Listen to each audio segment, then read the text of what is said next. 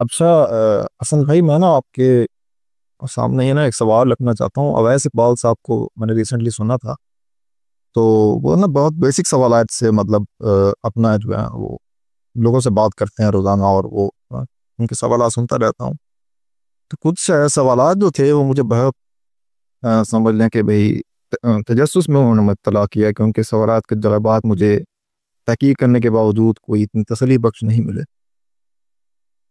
तो उसमें मैं आपके सामने मतलब एक सवाल रखना चाहूँगा जो मुझे बहुत ज़्यादा परेशान करता है कि इस्लामी हमारा जो रिलीजियस नज़रिया है उसके मुताबिक अ, कि अल्लाह ने इंसान को क्यों पैदा किया। मतलब इंसान को पैदा करने का क्या पर्पज़ था। इसका मतलब आप अपनी मतलब दानिश के मुताबिक आप क्या समझते हैं कि क्या जवाब होना चाहिए। दानिश्त वहाँ अप्लाई की जाएगी जहाँ पर आपका ज़रिया इल्म उन मालूमात का इहाता कर सके। ये तो खालिक कायनात ने बताना है उसने क्यों पैदा किया। तो उसने जो चीज़ बताई है वो तो ये है, लियब्लुवकुम अय्युकुम अहसनु अमला। मैंने इसलिए बनाया ताकि मैं जान सकूं कि तुम में से कौन अच्छा अमल करता है, और उसके बाद मैं जज़ा और सज़ा करके उसको अपनी जन्नत का अब्दी शहरी मुस्तहक कर लूँगा। और दूसरी जगह फरमाया लियब्लुवकुम फ़ीमा आताकुम, उस चीज़ के बारे में आज़माऊँ जिस चीज़ का इल्म तुम्हें मिल चुका है। जो कुछ तुम्हारे हाथे इल्म में आता है उस पर मैं तुम्हें आज़माऊँ। फिर उसने कायनात की तख्लीक की स्कीम बयान की है और ये बताया है कि दुनिया में भेजने से पहले तुम्हारी अरवाह से मुकालमा किया था, और तुम्हारा शऊर, तुम्हारा विजदान इस हकीकत की गवाही दे चुका है कि मैं रब हूँ, और तुम आमादा हो इस इम्तिहान में। तुम अपने अमल से इसको साबित करते हो, तुम्हारे हाफ़ज़े से वो चीज़ महफ़ कर दी गई है। तो कुरान मजीद ने तो जा बजा बताया है कि दुनिया इम्तिहान के लिए बनाई गई है, मुझे यहाँ आज़माइश के लिए भेजा गया है, ताकि मेरे साथ अल्लाह ताला बाद में जज़ा और सज़ा का मामला करे। बस इतनी सी बात है। असल में लेकिन इससे फिर दूसरा सवाल जन्म लेता है कि खुदा को चूँकि गैब का इल्म है, उसे मालूम है कि इंसान मतलब मैं जब पैदा हुआ था, जब मैं 1998 में पैदा हुआ, एट दैट वेरी मोमेंट खुदा को पता था कि मैं जो अमाल करके इवेंचुअली उसकी या जन्नत में जाऊंगा या जहन्नम में जाऊंगा। तो तो ये इम्तिहान जो है उसका नतीजा खुदा को पहले ही मालूम है। तो ये इम्तिहान फिर कैसा हुआ जिसमें खुदा ने अगर हमें आजमाइश में डाला हुआ है, उसका नतीजा उसे पैसे पहले ही मालूम है। नतीजा अगर आपको मालूम होता तो इम्तिहान ख़राब होता। खुदा का इम्तिहान थोड़ी मेरा इम्तिहान है, मुझे नहीं नतीजा नहीं, मालूम होता। मैं कुछ भी करके खुदा एक के इस इल्म को एक कर सकता हूँ। एक मुम्तहिन को अगर ये मालूम हो, मिसाल के तौर पे एक मुम्तहिन को ये मालूम हो कि इस सवाल का जवाब क्या है, और वो सवाल का हमरा इम्तिहान में मुझे दे दो, उससे मेरे इम्तिहान पे क्या फ़र्क पड़ता है, ये बताएं। उसका इस तरह फ़र्क पड़ता है हसन भाई कि मैं कुछ भी करके खुदा के इस इल्म को तब्दील नहीं कर सकता हूँ ना। अच्छा, अगर खुदा ने यहाँ रुक जाइएगा, यहाँ रुक जाइए। आपके इल्म में ये कैसे आया कि खुदा के इल्म में क्या है, क्या क्या आप कुछ भी करके उसको तब्दील नहीं कर सकते? हमें खुदा ने अगर नहीं, ये सोचा है आपने आपने किसी चीज़ को तब्दील करना है ना, ज़ाहिर बात है। खुदा ने सोचा हुआ है कि वो आपको जहन्नम की आग में जलाएगा, ये खुदा ने सोच के रखा हुआ है। ये आपको कैसे मालूम हुआ? क्योंकि अभी तो आपने इसको तब्दील आप कर ही नहीं सकते ना। तो तब्दील कर ही नहीं सकते से पहले तो मालूम होना चाहिए ना कि इल्म में क्या है। आपकी मिसाल से मैं थोड़ा करता हूँ नहीं, जो इस सवाल का जवाब दें, पहले इस सवाल का जवाब दें। आपने फरमाया कि खुदा ने अगर ये तय कर रखा है मेरे लिए कि वो मुझे जन्नत में डालेगा या जहन्नम में डालेगा, आपके इल्म में उसका ये तय किया हुआ कैसे आएगा? पहले ये बताएं। मेरे इल्म में तो नहीं आएगा, लेकिन खुदा के इल्म तो है ना। नहीं, नहीं आएगा तो फिर आपके अमल पर इसका क्या फ़र्क हुआ? सवाल ये है। आपने कहा ना, आपने कहा मैं कुछ भी कर लूँ, वो होना तो उसने वही है। तो पहले मुझे बताइए कि आप कुछ भी कैसे करेंगे जब आपको पता ही नहीं?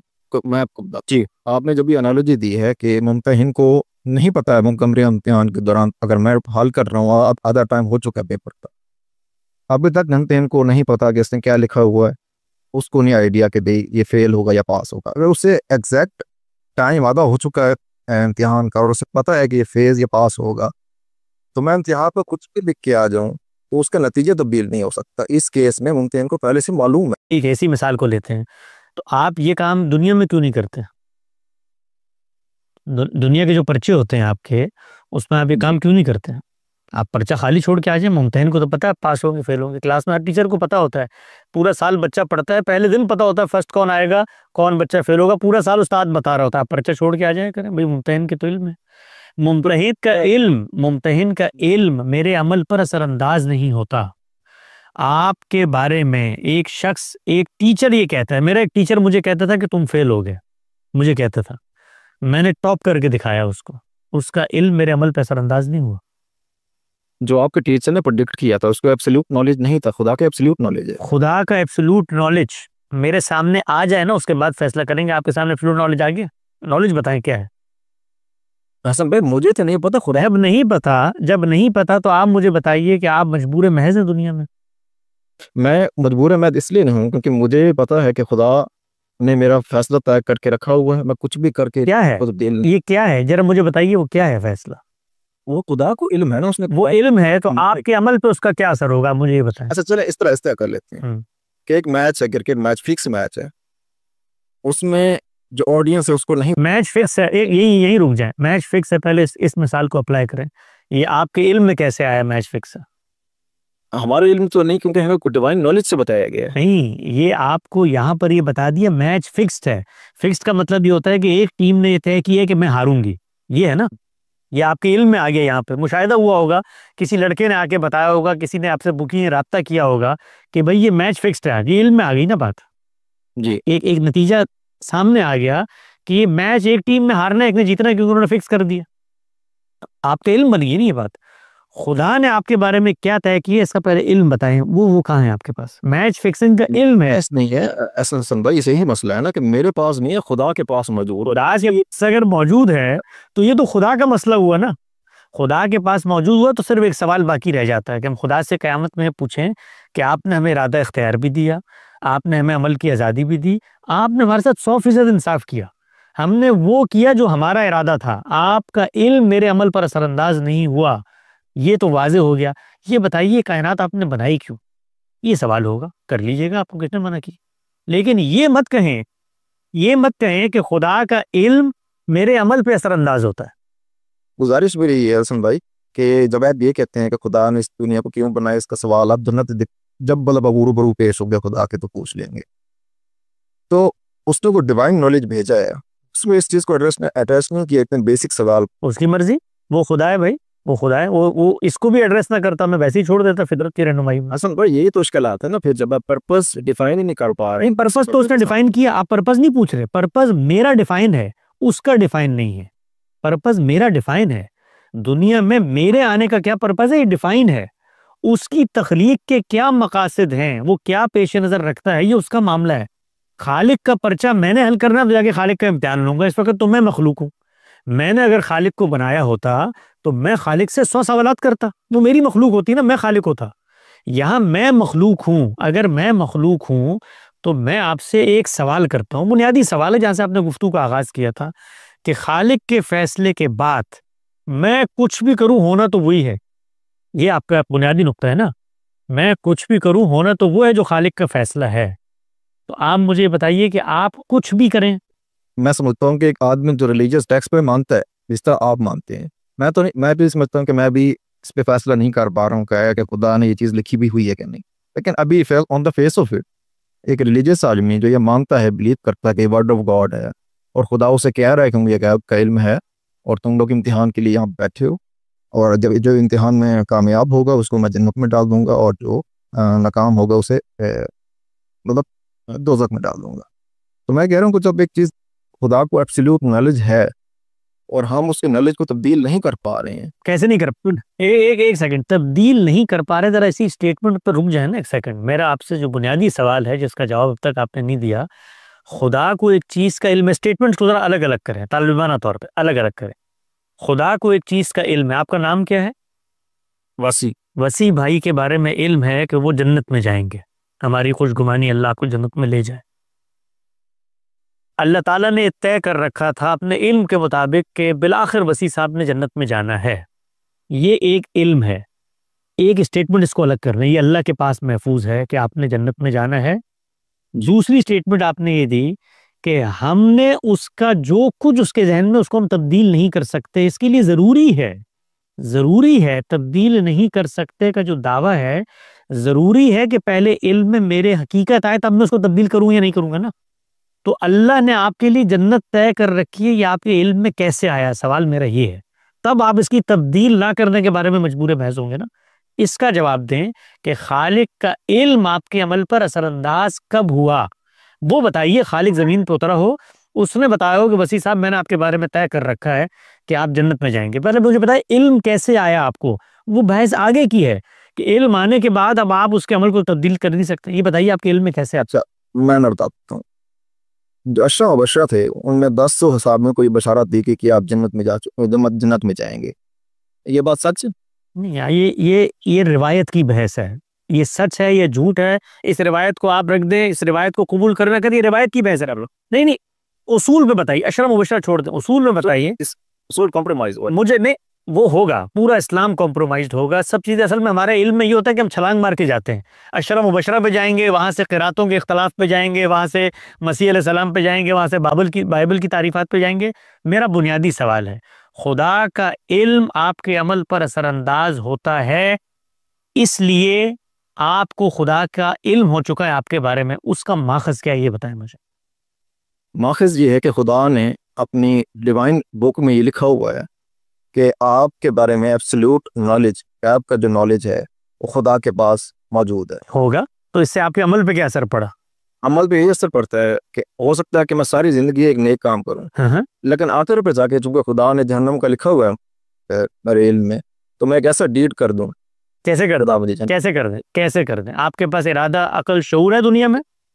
क्योंकि खुदा के नहीं नहीं, वो इम्प्लीमेंट करना। खुदा ने जो कुछ आपके बारे में तय कर रखा है, ये बताइए आपके इल्म में कैसे आएगा कि खुदा ने आपके लिए जहन्नुम लिखी हुई है कि आप बुरा काम शुरू कर दें? अभी आप मुझे बताइए, अभी आप मुझसे गुफ्तगू करने आए हैं, मेरे एक सवाल का जवाब दें। अभी आप मुझसे गुफ्तगू करने आए हैं, ये बात खुदा के इल्म में होनी चाहिए ना, मेरे वर्ल्ड व्यू के मुताबिक थी।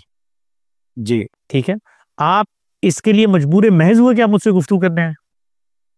आपका टेक्स्ट, हमारा रिलीजियस टेक्स्ट पढ़ के तो यही लगता है। आप मजबूर महज, यानी आप घर में बैठे हुए थे, यकायक एक ताकत आई, उसने आपको उठाया, आपका हाथ जाके मोबाइल पे लगाया, उसने फेसबुक खोला, वहां जबरदस्ती उस हाथ ने क्लिक किया, और क्लिक करने के बाद अभी आपकी कनपट्टी पे किसी ने बंदूक रखी है और आप मुझसे गुफ्तगू कर रहे हैं, ऐसा हुआ? हसन भाई, ये जो आप बात कर रहे हो ना, जो मैं हूँ, मैं ये कह सकता हूँ मेरे पास फ्री विल है, क्योंकि मैं खुदा पे यकीन नहीं करता। अभी तो फ्री विल थी नहीं, अभी तो मजबूर महज थे। सुन लेना बात। जी, एक रिलीजियस आदमी एक कहता है कि मैं इस पे बिलीव करता हूँ, खुदा के पास एब्सोल्यूट नॉलेज है, से मतलब तब भी फ्री विल। रास्तुल मुसलमान। हाँ हाँ, बिल्कुल। एज ए नॉन बिलीवर, हाँ, एज ए नॉन बिलीवर एक बंदा कह सकता है मेरे पास फ्री विल, लेकिन एक रिलीजियस बंदा नहीं कह सकता। क्यों नहीं कह सकते? बिलीव कर, क्यों नहीं कह सकते? क्यों उसके, क्योंकि उस पे सुन लेना हाँ कि वो बिलीव करता है कि खुदा के पास एब्सोल्यूट नॉलेज है। हाँ, तो नॉलेज है ना, उसने मेरे अमल पे असरअंदाज नहीं होना। नॉलेज क्या है मुझे पता ही नहीं, नॉलेज कैसे नहीं होगा? अब कैसे होगा आप बताइए, आप बताइए असरअंदाज कैसे होगा? चलिए, आपने अपने आप को अलग कर लिया, मुझ पे डाल के बताया असरअंदाज कैसे होगा, मुझे क्या पता। मैं हाँ बोलो। नॉलेज है जी बोलिए। आपको, आप ये बिलीव करता है खुदा को एब्सोल्यूट नॉलेज के वसी से खुदा मा कान मा यकून का इल्म रखता है, बिल्कुल बिलीव कर। आप कुछ भी करके इसको तब्दील कर सकते थे, इस नॉलेज को। मुझे पता ही नहीं उसकी नॉलेज क्या, मैं तब्दील कैसे करूंगा? तब्दील तब करूंगा जब मुझे पता होगा क्या है, ये तो मेरा सवाल है आपसे। नहीं, खुदा को पता है, तो वो मेरे अमल पे असरअंदाज नहीं हो रहा, तो मैं तब्दील कैसे करूं? यही तो मेरा सवाल है आपसे, यही तो मेरा बुनियादी सवाल है कि तब्दील ये है मेरे पास एक फोन, ये पड़ा हुआ है, इसको मैं फोन कहता हूं, इसको तब्दील करके मैं बोतल लेकर आऊंगा, उसके लिए जरूरी है पहले फोन का वजूद हो, तब तब्दील का लफ्ज में बोलूंगा। सवाल ये है कि मैं मानता हूं खुदा को, और मैं इस चीज को अक्लन मानता हूं कि एक कायनात का खालिक होना चाहिए था, पैगंबरों ने खबर दी खालिक है, खालिक ने अपनी किताब में अपने इल्म की हदूद बयान कर दी है कि वो किस दर्जे का इल्म रखता है, उसके इल्म में है मेरा अंजाम क्या होगा। उसने मुझे इम्तिहान के लिए भेजा है, भेजने के बाद मेरे ऊपर कोई असर नहीं पड़ता, खुदा ने मुझे बता दिया इम्मा शाकिरन व इम्मा कफूरा, मर्जी है शुक्र करो, मर्जी है कुफर करो। उसने पैगंबरों की ऑडियंस को बता दिया, पैगंबर सामने खड़े हुए, खुदा ने अदालत का ज़हूर कर दिया, और वो इनकार कर रहे हैं उसकी मौजूदगी में। भाई, उनके बारे में पैगंबर बता रहे तय है तुम्हारे बारे में जहन्नम में जाओगे, फिर भी उनको फ्री विल है। वहां तो खुदा जमीन पे उतर के बता रहा है, इस पैगंबर को नहीं मानोगे, जहन्नम का फैसला कर दिया, तुम्हारा अमल असरअंदाज होगा, तुम इल्म बता रहा है, तुम सब जहन्नम में जाओगे, तब भी वो अमल कर रहे हैं इरादे इख्तियार से। तो ये रिलीजियस आदमी के पास फ्री विल कैसे खत्म हो जाती है? जरा मिसाल दें इसकी मुझे, मैं तो अमल करता हूँ। इसकी मिसाल आपकी एनालॉजी अपने पेश की ना कि एक कमरा इम्तिहान में मुमतहिन बैठा हुआ है, सुपरिटेंडेंट, उसको ये मालूम है, उसको मैं तशबीह के तौर पर कहता हूँ कि खुदा ताला जो है ना सुपरिटेंडेंट है, उनको मालूम है कि इम्तिहान में जो जो तालिब इल्म बैठे हुए हैं, इनमें किन लोगों ने इम्तिहान में फेल होना है और किन लोगों ने पास होना है। उन तालिबों को ये बताया गया कि सुपरिटेंडेंट को मालूम है, आप लोगों को नहीं मालूम। हाँ ठीक है, तो असल भाई वो एब्सोल्यूट नॉलेज वो प्रिडिक्ट कर रहे हैं, प्रिडिक्शन में तो सवाल यही है ना भाई, प्रिडिक्शन मेरे अमल पे कब असर, वो प्रिडिक्शन पहले मुझ तक पहुंचनी चाहिए ना। अगर एब्सोल्यूट नॉलेज है या प्रिडिक्शन है, वो पहले मेरे सामने मुजाहिमत की जगह, मैं तो आपको कह रहा हूँ जब सामने आ गई तब भी पलट दिया हमने। खुदा ये भी लिख दे, खुदा आपको पूरे कुरान में बता रहा है, प्रिडिक्शन करके बता रहा है। मेरी अर्ज सुनिएगा, मेरी अर्ज सुनिएगा। खुदा ने, अब मैं अगली बात करता हूँ आपसे, खुदा ने ये बता दिया है कि वो किन लोगों को जहन्नम में डालेगा, उसका क्राइटेरिया क्या है। खुदा ने कोई आसमान पर बिला क्राइटेरिया की चीजें तय नहीं कर दी कि मैं फलां को उठा के जन्नत में जान लूंगा, फलां को जहन्नम में। इल्म में है उसके, बुनियाद क्या होगी वो क्राइटेरिया उसने वाजे कर दिया। तो वो क्राइटेरिया वाजे होने के बाद अब मेरिट पे इम्तिहान है। ये ऐसा नहीं है कि क़यामत में अल्लाह ताला का दिल चाहेगा तो आधी दुनिया को उठा के जन्नत में डाल देगा, आधी को जहन्नम में डाल देगा। पहली जो गुफ्तगू मैं आपसे कर रहा था वो खुदा के इल्म का बयान थी। इल्म मबनी किस चीज पर, इल्म क्राइटेरिया पे मबनी है। वो कहता है कि वो लोग जन्नत में जाएंगे चाहे वो मुसलमान हो, यहूदी हो, नसरानी हो, साबी हो, जो अल्लाह पर ईमान लाएंगे, नेक अमल करेंगे, आखिरत की याद दहानी उनमें होगी, तब वो जन्नत में जाएंगे। तो वो मबनी पर क्राइटेरिया, वो तो रोज बता रहा है मैं इन लोगों को जन्नत में डालूंगा, इनको जन्नत में डालूंगा। तो उसकी जो मंशा है, जिस पर उसको इल्म हासिल है, उसका तो इजहार हुआ है रोज। तो मेरे सामने तो बात और खुल गई, मेरे सामने तो बात और वाज़ेह हो गई कि इसके इल्म में जो भी है मेरे बारे में, इसकी बुनियाद पे क्राइटेरिया, इस पे मुझे अमल दरामद करना है। हसन भाई अगर खुदा आपके पास ये पैगाम पहुंचा दे कि हसन अलियास साहब आपको जन्नत की वईद सुनाई जाती है, तो ये इंतहाम कॉम्प्रोमाइज हो गया। इस तरह अभी बता रहे हैं कि मेरे ऊपर अब नतीजा वाज़ेह हो चुका है, तो अब तो ये क्यों कॉम्प्रोमाइज हो, मेरा अमल क्यों क्यों क्यों कॉम्प्रोमाइज हो गया। मैं अगर अच्छे अमाल कर रहा हूँ और खुदा की तरफ से मुझे इशारा आ जाता है तुम तो जन्नत की तरफ जा रहे हो, बहुत अच्छी बात है, जन्नत तुम्हारी मुस्तहक है, क्यों कॉम्प्रोमाइज हो गया। मैं तो अपने अमल से जन्नत की तरफ जा रहा हूँ। ये हो गया कि नतीजा आपको इम्तिहान देते हो नहीं जी, नतीजा नतीजा मेरे सामने आ गया, मेरे अमल के नतीजे में आया ना। मैं अगर कॉम्प्रोमाइज तब हो, कॉम्प्रोमाइज तब हो जब अल्लाह ताला एक टारगेट किलर को, एक बच्ची का रेप करने वाले को, एक मुशरिक को, एक बदबख्त इंसान को जो दुनिया में जुल्म कत्ल उद्वान करता है, उसको आकर अगर ये बताता है कि तुम ये सब करने के बावजूद जन्नत में जाओगे, तब कॉम्प्रोमाइज होता है, तब मेरिट की खिलाफ वर्जी होती है। मुझे अगर अल्लाह ताला ये कहते हैं, मुझे आकर ये कहते हैं, मुझे तो रोज कहता है कुरान मजीद, जो अल्लाह को कर्जा देगा, जो अल्लाह की राह में खर्च करेगा, वो अल्लाह का दोस्त है। मुझे तो रोज कुरान मजीद बता रहे तुम जन्नत के मुस्तहिक हो रहे हो, अगर ये काम करोगे तो तुम जन्नत के मुस्तहिक होगे, ये करोगे तो नहीं होगे। अगर आप ये कह रहे हैं कि एक बंदा रेपिस्ट है, उसने मतलब अल्लाह ना करे किसी बच्ची का रेप किया हुआ है, और उसको खुदा कह दे कि तुम जन्नत में हो, तो ये कॉम्प्रोमाइज हो जाएगा। बिल्कुल हो जाएगा। और मतलब किस लिए क्यों कॉम्प्रोमाइज होगा अगर बताएं। नहीं, इसलिए कि उसके क्राइटेरिया के खिलाफ है। क्राइटेरिया है ना जन्नत में जाने का, जन्नत में जाने का क्राइटेरिया है, नहीं खुदा ने क्राइटेरिया की बुनियाद पे करना है, खुदा ने इस तरह इंतखाब की बुनियाद पर नहीं करना। ठीक है, तो क़यामत वाले दिन अगर रेपिस्ट को जन्नत में खुदा भेज दे, अल्लाह ताला किसी शख्स के साथ क्या मामला करते हैं, ये मेरे इल्म का मामला नहीं है, ना मेरे दायरे का मामला है, ये खुदा जाने और बंदा जाने। मेरे सामने दो चीजें आती हैं, एक उसका क्राइटेरिया, उस क्राइटेरिया को मैं फॉलो करता हूं, उसके बाद फ्री विल, ये दो चीजें मुझ पे वाजे हैं। तीसरी चीज है उसका इल्म, वो मेरे अमल पे असरअंदाज नहीं होता। तो मेरे लिए मुश्किल क्या है, वो अमली मुश्किल बताएं। मैं मजहबी आदमी हूं, मुझे आप ये मुश्किल बताएं। मैं इन तीनों चीजों को मानता हूं। क्राइटेरिया मेरे सामने वाजे है कि जन्नत जहन्नम में जाने का अल्लाह के नजदीक ये क्राइटेरिया है। वो महज मुसलमान होना नहीं है जन्नत में जाने के लिए, वो महज मसीही होना नहीं है, ये क्राइटेरिया है। इस क्राइटेरिया के बाद मैं आजाद हूं या नहीं हूं अमल में, मेरे नजदीक पहले का जवाब भी मुस्बत है, मुझे पता है क्राइटेरिया, दूसरे का भी मुस्बत है, मुझे पता है क्राइटेरिया, तीसरे का भी मुस्बत है कि खुदा का जो भी इल्म है मेरे अमल पर असरअंदाज नहीं होता। इन तीनों चीजों के ऊपर आप सवाल करें, मैं हाजिर हूं। मैं ये आपसे सवाल जो मैंने बुनियादी किया है कि खुदा को आपकी हयात में बता दे कि आप जन्नत में या जहन्नम में जाएंगे, तो ये इसका जो ये स्कीम जो है इम्तिहान का क्या बता दे, नहीं क्या बता दे, क्या बता दे, खुदा क्या बताएंगे, जहन्नम में जाएंगे, नहीं स्टेटमेंट वाजे करें ना, खुदा क्या बताए। खुदा आपको बताए कि हसन रियाज साहब आपको जन्नत के लिए मुंतखब कर दिया गया। पूरी पूरी बात बताए ना, क्या कहे खुदा, क्या कहेगा कि आप, मैंने भी आपको हसन इलियास साहब आप दुनिया में जो भी अमल करें आपको जन्नत के लिए मुंतखब कर लिया गया, ये कहे खुदा जन्नत को मुंतखब कर दिया। नहीं, क्या पूरी स्टेटमेंट होगी ना भाई। अल्लाह ताला कोई मिसाल के तौर पर, अल्लाह ताला ये कहे कि आपके अमाल से मैं खुश हुआ हूँ और आपको जन्नत के लिए मुंतखब कर दिया गया, ये शॉर्ट यही बता दे, का क्या जवाब होगा। आप क्या इसमें सवाल नहीं पूछ सकते हैं, तो सवाल नहीं पूछ सकते। क्या क्या एतराज है इसमें भाई आप, ये तो पूरा ये तो रोजाना अल्लाह ताला जैसे मुझे रोज बता रहा है, रोज बता रहा है पुराने मजीद में। आप ये बता दें कि भाई इसमें आपको कोई इतराज नहीं है। नहीं नहीं, कोई इतराज नहीं इसमें, क्या मैं आपसे ये कह रहा हूँ कि आपको हयात के दरमियान दुनिया में आप जिंदा हैं, आपको बता दिया कि आप जन्नत में जाएंगे, ठीक है। तो उससे आपके अमल पे आप कहने का कोई फर्क नहीं पड़ रहा, लेकिन आपको वही सुना दी गई है। हाँ तो ये आपको 40 साल की उम्र में बता दिया गया है कि आप जन्नत में जाएंगे, ठीक है। और अगर आप 60 साल 70 साल तक जिंदगी आपकी माशाल्लाह हो जाए, तो अगले 30 साल आप कुछ भी कर लें, आप फिर भी जन्नत में जाएंगे। ये क्या है, यानी ये पूरी दुनिया के साथ ये मामला हुआ है? किसके साथ हुआ ये मामला?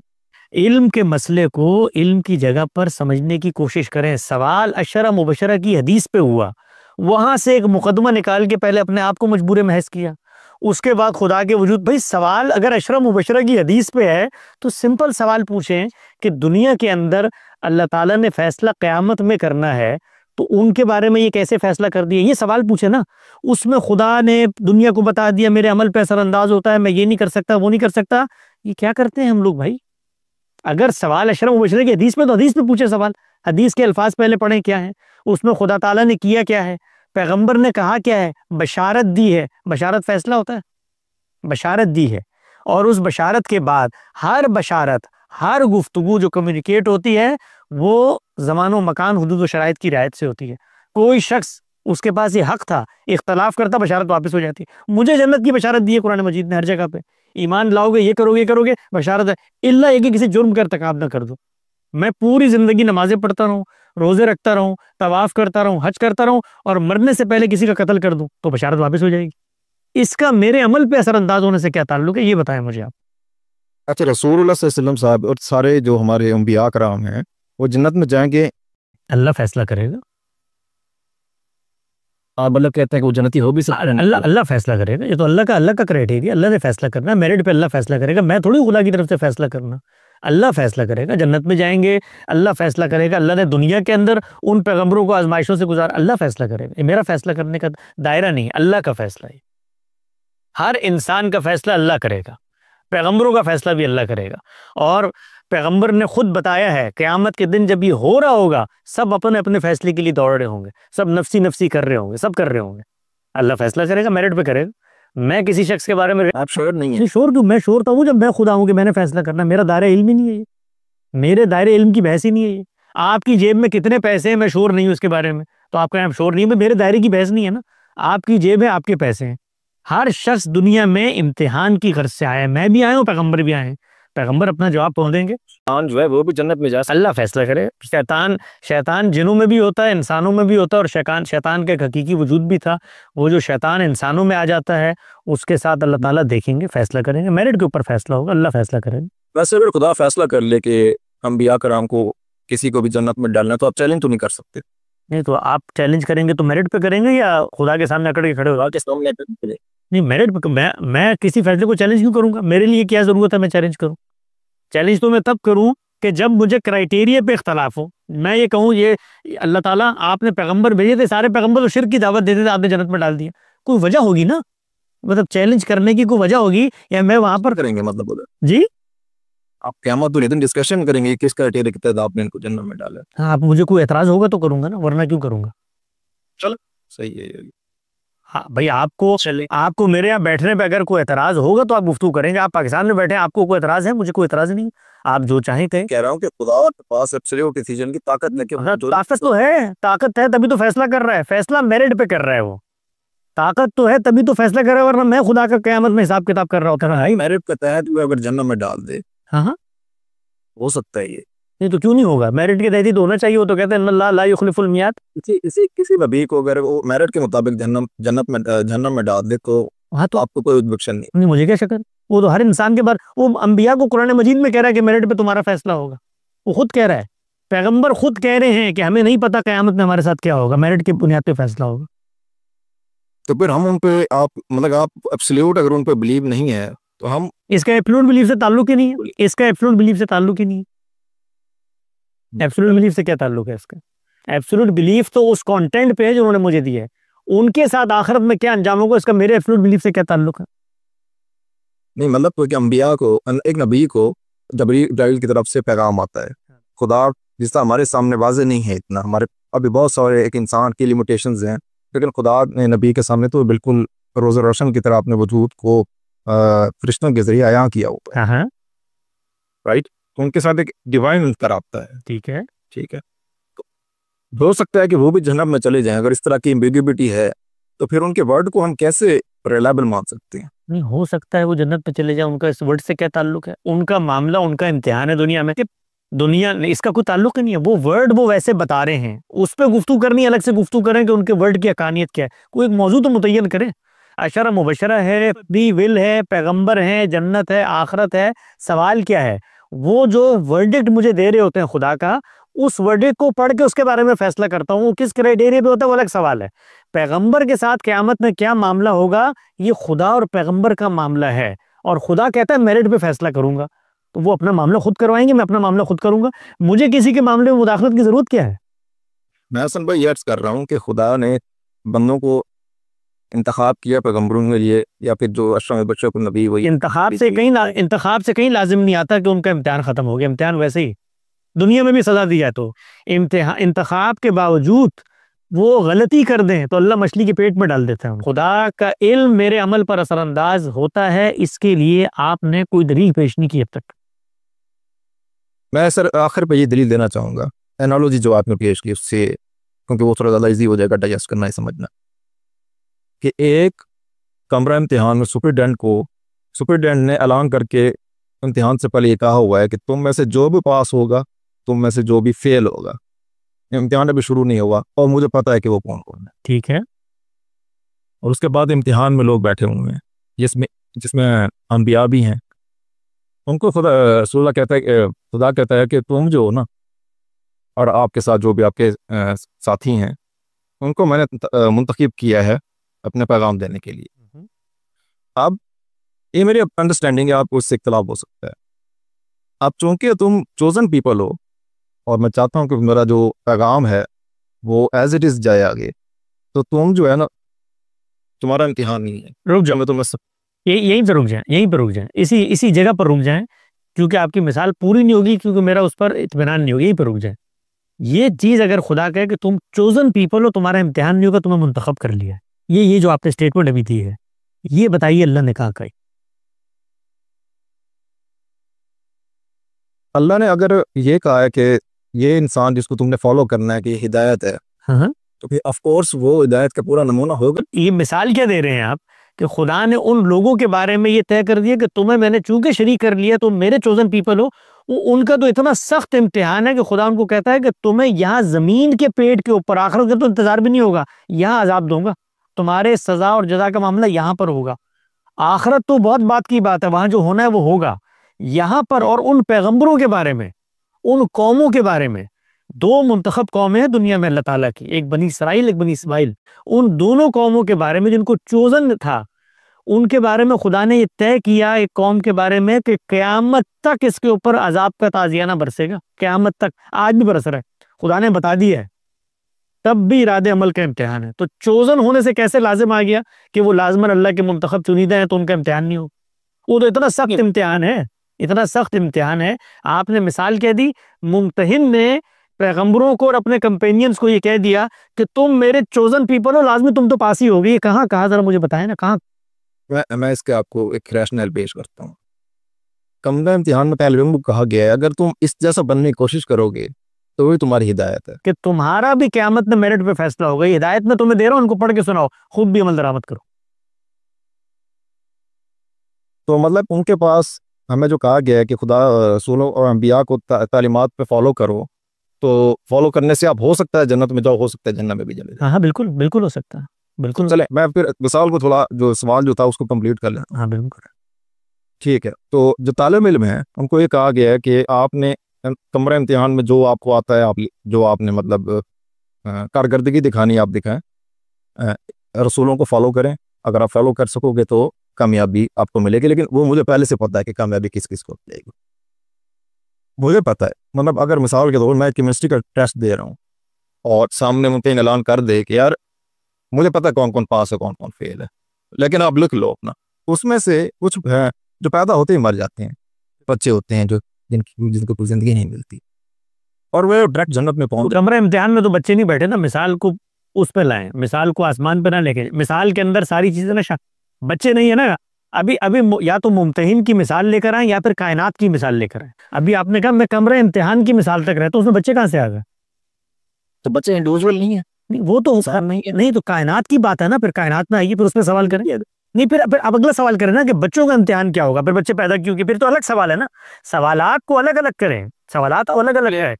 आप ये कह रहे हैं कि जो बच्चा है जब तक उसकी उम्र एक खास हद से ज्यादा नहीं होती उसे काउंट ही ना किया जाए, आप ये कह रहे हैं? हाँ बिल्कुल ऐसे ही, जब तक शऊर नहीं हो तब तक इम्तिहान नहीं है उसका। नहीं शऊर तो कोई मतलब शऊर तो फिर इस तरह तो हसन भाई फिर हम बहुत डेफिनेशन में चले जाएंगे शऊर क्या चीज है। शऊर शऊर शऊर क्या चीज है, कर लें डेफिनेशन, इसकी भी करनी पड़ेगी। आखिर शऊर की डेफिनेशन नहीं करते रोज, यानी वोट देने के लिए क्या होना चाहिए, गाड़ी चलाने के लिए क्या होना चाहिए, शादी करने के लिए क्या होना चाहिए, हर जगह बहस होती है भाई। जिस वक्त आपके पास इल्म आएगा, अकल पुख्ता होगी, उस वक्त इम्तिहान होगा ना। उसमें बारीकी वैसे मैं ढूंढ ली है, वो बच्चा जो है वो क्या क्या मतलब क़यामत वाले अभी अभी तो वो पिछला तो मसला हल करे, वो मुमतहिन के इल्म वाला, वो अमल पे असरअंदाज होता है। बच्चे भी ले आएंगे बीच में, बच्चे भी आ जाएंगे, बाकी भी आ जाएंगे। असल भाई आपको आप तय तक पहुंच चुके हैं कि मैं क्या कहना चाह रहा हूँ, इसलिए आप टावर्ड करने आप अपने इल्म की बुनियाद पे मेरे अमल का भी फैसला कर रहे हैं कि मैं पहुंच चुका हूँ, मुझे तो पता ही नहीं मैं पहुंचा हूँ नहीं पहुंचा। मैं ये समझता हूँ कि एक इंसान जब पैदा हो गया है उसकी डिग्निटी उतनी ही इंपॉर्टेंट है जितने के साथ डिग्निटी जेरे बहस ही नहीं है। अगर डिग्निटी इंपॉर्टेंट है तो दो डिग्निटी का ताल्लुक, डिग्निटी जेरे बहस नहीं है भाई। आप बच्चे के हाथ में, आप बच्चे को गाड़ी में बिठा के उसके स्टीयरिंग में बिठाते हैं, इसका डिग्निटी से क्या ताल्लुक है? तो मेरे भाई मेरी दरखास्त ही है, मैं बहुत